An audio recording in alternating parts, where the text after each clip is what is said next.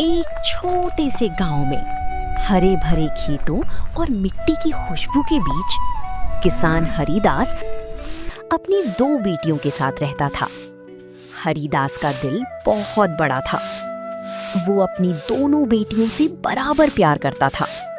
उसकी बड़ी बेटी कावेरी सांवले रंग की थी, लेकिन उसका मन बेहद सुंदर और साफ था।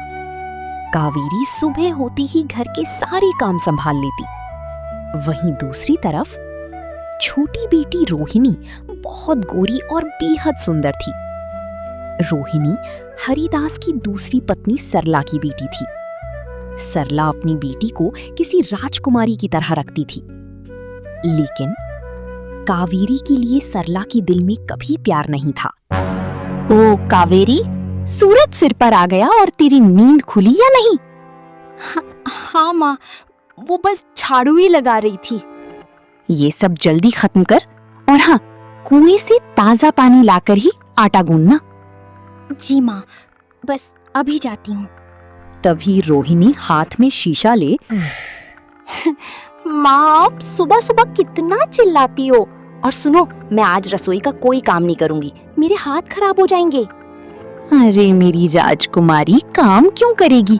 ये सब काले कलूटे काम तो गौरी के लिए हैं। तू अंदर जा, कहीं धूप में काली न पड़ जाए। सही कहा माँ, वैसे भी इस घर में एक तवाई काफी है। कावेरी का चेहरा उतर जाता है। तभी पिता हरिदास कंधे पर हल रखे आंगन में आते हैं। सरला, सुबह सुबह ही शुरू हो गई। कावेरी भी तो तेरी ही बेटी है, थोड़ा तो तरस खा। अपनी ये वकालत बंद करो जी। इस सांवली लड़की को लाड लड़ाओगे तो कल को इससे शादी कौन करेगा? हाँ बाबूजी, आप हमेशा दीदी की साइड लेते हो। हरिदास अपनी बेटी का दर्द समझता था, लेकिन घर की शांति के लिए अक्सर खामोश रह जाता था। कावेरी की आंखों में आंसू आ जाते हैं और वो तेजी से घर से बाहर निकल जाती है।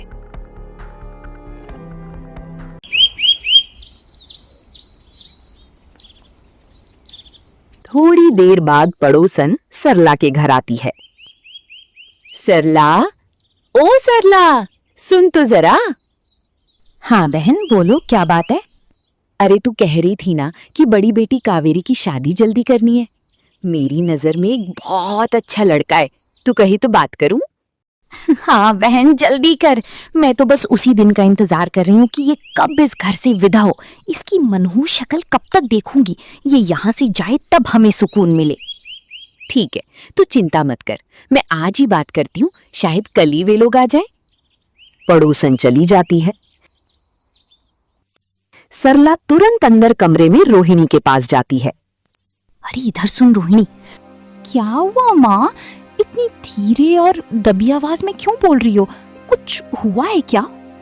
कल लड़के वाले उस काली कलूटी को देखने आने वाले हैं। मजाक कर रही हो क्या माँ? इस कलूटी से कौन शादी करेगा? चुप कर, हमें जल्द से जल्द इस मनहूस को यहाँ से निकालना है। अच्छा ठीक है माँ, अब डांटो तो नहीं। देख, सुन ले कान खोलकर, अगर उस काली को कोई देखने आए तो तू कमरे से बाहर मत निकलना, वरना तेरी सुंदरता देखकर कोई उसे पसंद नहीं करेगा। ठीक है माँ, मैं कमरे से बाहर नहीं आऊंगी। अपनी ही सौतेली बेटी का घर बसाने के लिए सरला के मन में हमदर्दी नहीं, बल्कि उसे घर से निकालने का लालच था।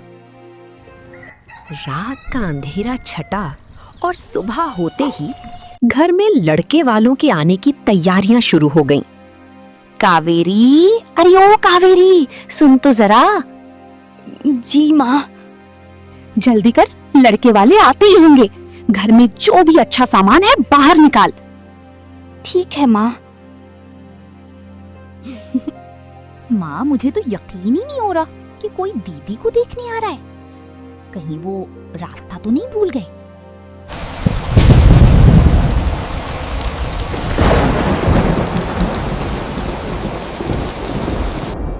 तभी दरवाजे पर नॉक होती है।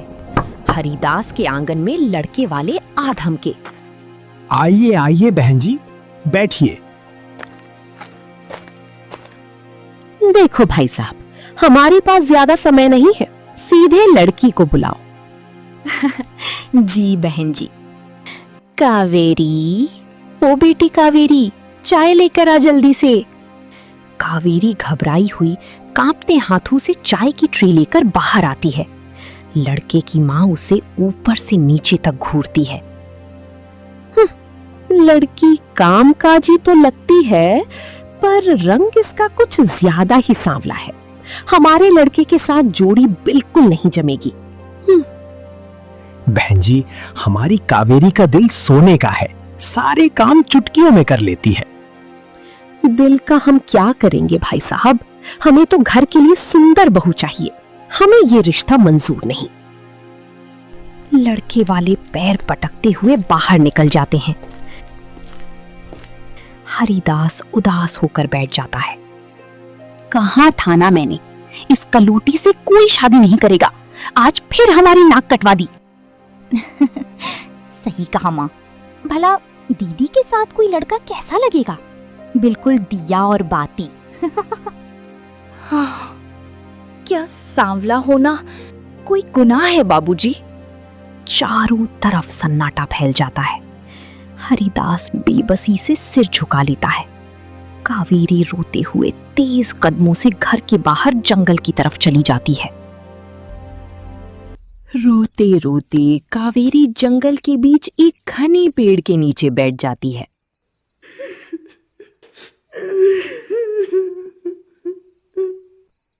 माँ, अगर आज आप जिंदा होती तो मुझे इस तरह रोज ताने नहीं सुनने पड़ते। सब मुझसे नफरत करते हैं। कावेरी के आंसू जैसे ही जमीन पर गिरते हैं, पेड़ की जड़ों के बीच से एक चमकीली रोशनी निकलती है। कावेरी डरकर पीछे हट जाती है। ये क्या है? कौन है यहाँ? डरो मत बेटी, मैं इस पेड़ की आत्मा हूं। तुम्हारे आंसू बहुत सच्चे हैं। बोलो, क्यों रो रही हो? सब मुझे सांवली और मनहूस कहते हैं। कोई मुझे पसंद नहीं करता। बेटी, सुंदरता तो मन की होती है और तेरा मन बहुत साफ है। पर कोई भी मन को नहीं देखता।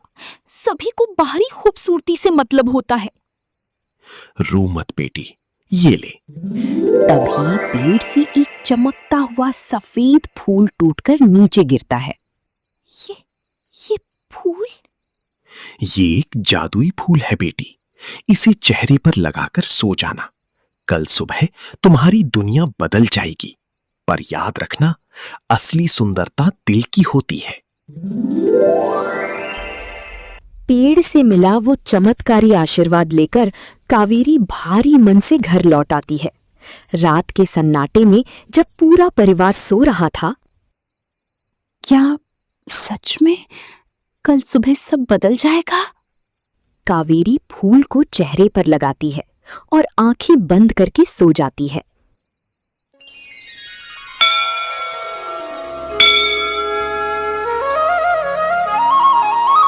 रात का अंधेरा बीता और सुबह की पहली किरण के साथ ही हरिदास के घर में एक ऐसा चमत्कार हुआ जिसे देख सबकी आंखें फटी की फटी रह गईं। कावेरी ने जैसे ही अपना चेहरा आईने में देखा, ये मैं हूँ? मेरा रूप इतना कैसे निखर गया? तभी सरला और रोहिणी कमरे में आती हैं। महारानी की नींद खुली या नहीं? अरे देवा, ये कौन सी अप्सरा खड़ी है? कावेरी कहाँ गई? माँ, ये तो दीदी ही है। पर ये रातों रात इतनी सुंदर कैसे हो गई? इस पर कौन सा जादू टोना हुआ है? मुझे नहीं पता माँ, मैं तो बस रात को सोई थी। झूठ मत बोल, तूने जरूर हमसे कुछ छुपाया है। माँ, मैं सच बोल रही हूँ। सरला, ओ सरला, तुझे तो मैं बाद में देखूंगी। चल रोहिणी यहाँ से। अरे रे, क्या हुआ विमला? इतना क्यों चिल्ला रही है सुबह सुबह? कहीं कोई पहाड़ टूट गया क्या? अरे बात ही कुछ ऐसी है, वो कल जो लड़के वाले मना करके गए थी ना, वो दोबारा आ रहे हैं। उनका बेटा तो अड़ी गया कि शादी करेगा तो इसी घर की लड़की से करेगा। अच्छा विमला, क्या बात सुनाई है तूने, तेरे मुंह में घी शक्कर। सुना रोहिणी, वो तेरे लिए आ रहे हैं, तू जल्दी से तैयार हो जा। कावेरी को तो उन्होंने कल ही नापसंद कर दिया, अब मेरी बेटी बनेगी महलों की रानी। हाँ माँ, वैसे भी इस घर में मेरे जैसा सुंदर और है ही कौन।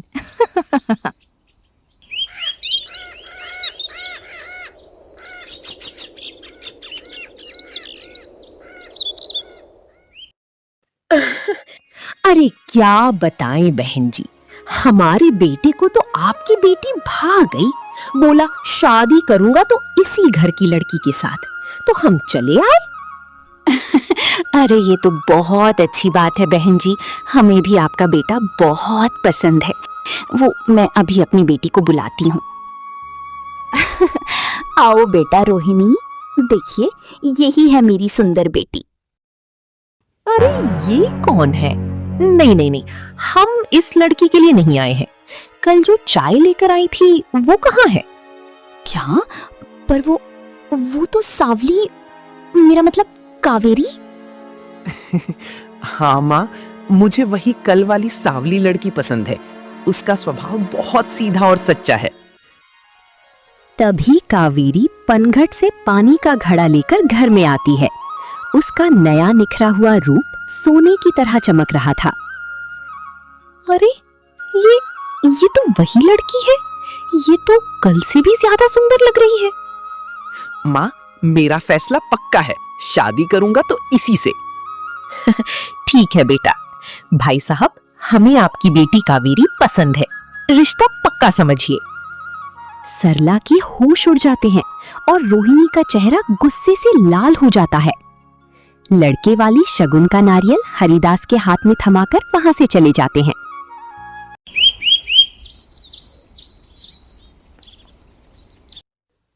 मेहमानों के जाने के बाद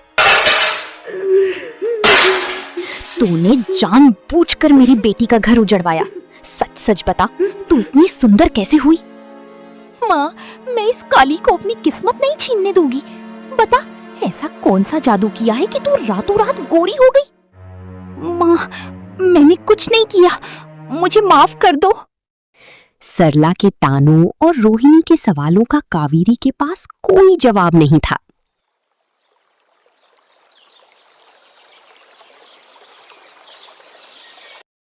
रात में कावेरी अपने कमरे में अकेली बैठी इसी चमत्कार के बारे में सोच रही थी। ये चमत्कार केवल उस बरगद के पेड़ की दिव्य आत्मा की वजह से हुआ है। उन्होंने मेरी जिंदगी बदल दी। मुझे अभी जाकर उनका धन्यवाद करना चाहिए।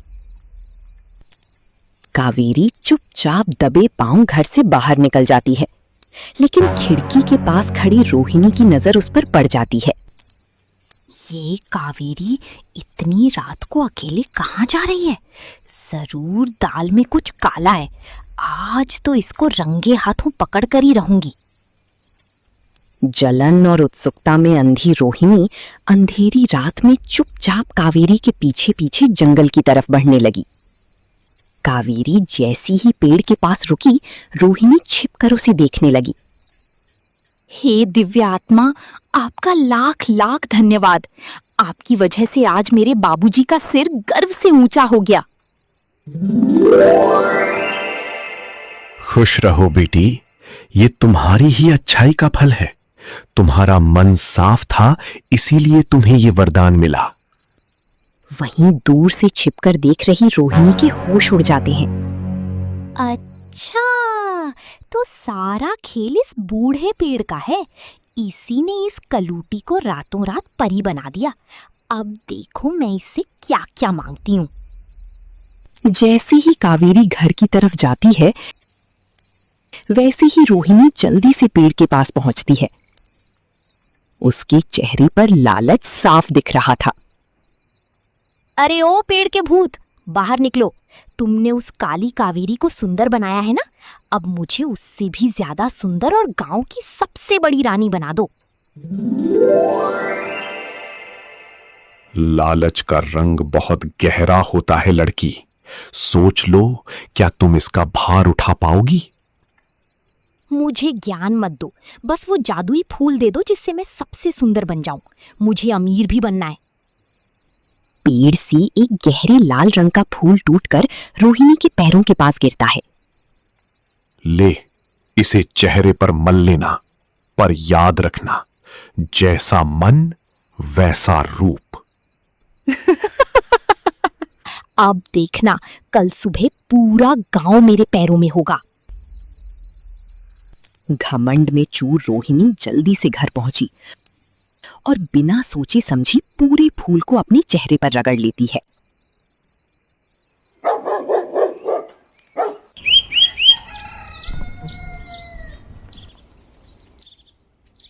सूरज की रोशनी आंगन में पड़ ही रही होती है कि तभी कमरे के अंदर से रोहिणी की जोरदार चीख सुनाई देती है। माँ, मेरा चेहरा नहीं, ये क्या हो गया? रोहिणी की चीख सुनकर सरला, हरिदास और कावेरी भागकर कमरे में आते हैं। रोहिणी, क्या हुआ मेरी बच्ची? हे भगवान, ये क्या हालत बना ली तूने? माँ, मैं भी कावेरी जैसी सुंदर बनना चाहती थी। मैं उसी पेड़ के पास गई थी जिसने कावेरी को रातों रात सुंदर बनाया। उसने मुझे एक फूल दिया था जिसे लगाने से मेरा चेहरा ऐसा हो गया। छोटी, सुंदरता जादुई फूलों से नहीं, साफ दिल से आती है। तूने लालच किया, इसीलिए पेड़ ने तुझे ये सजा दी। दीदी, कुछ करो। मुझे अपना ये पुराना सांवला चेहरा ही वापस चाहिए। मुझे ये सुंदरता नहीं चाहिए। कुछ करो। अच्छा, तू चिंता मत कर, मैं अभी वैद्य जी से दवा लेकर आती हूँ, सब ठीक हो जाएगा। कावेरी का लाया हुआ लेप लगाकर रोहिणी पहले जैसी हो जाती है। दीदी, मुझे माफ कर दो। मैं जलन में अंधी हो गई थी। मैंने तुम्हारे साथ बहुत बुरा किया, फिर भी तुम मेरी इतनी फिक्र कर रही हो। अरे पागल, ऐसा क्यों बोल रही है? तू तो मेरी छोटी बहन है। घमंड टूटते ही रोहिणी और सरला का दिल बदल गया। अब वो आईना छोड़कर कावेरी के साथ घर के कामों में हाथ बटाने लगी। सरला को भी अपनी गलती का एहसास हुआ। बेटी कावेरी, मैंने तुझे हमेशा पराया समझा, ताने दिए। हो सके तो अपनी इस पापी माँ को माफ कर दे। ऐसा मत कहो माँ, आप तो मेरी माँ जैसी ही हो। हरिदास दूर खड़ा मुस्कुरा रहा होता है कि तभी वहां लड़का और उसकी माँ शगुन लेकर आ जाते हैं। भाई साहब, ये लीजिए, अब हम बारात लाने की तैयारी करें। इस बार हम रूप देखने नहीं, इस घर के अच्छे संस्कार और कावेरी का सच्चा दिल लेने आएंगे। जी बहन जी। पूरा परिवार खुश हो जाता है। दूर बरगद के पेड़ से एक जादुई हवा का झोंका आता है। असली सुंदरता चेहरे के रंग में नहीं, इंसान के अच्छे स्वभाव और साफ दिल में होती है। प्लीज मेरे चैनल को लाइक करो ना, और सब्सक्राइब भी कर लो। प्लीज ना। अरे हाँ, कहीं मत जाना। अगर आपको हमारा वीडियो पसंद आया है तो एक प्यारा सा कमेंट जरूर करना। Okay, bye bye.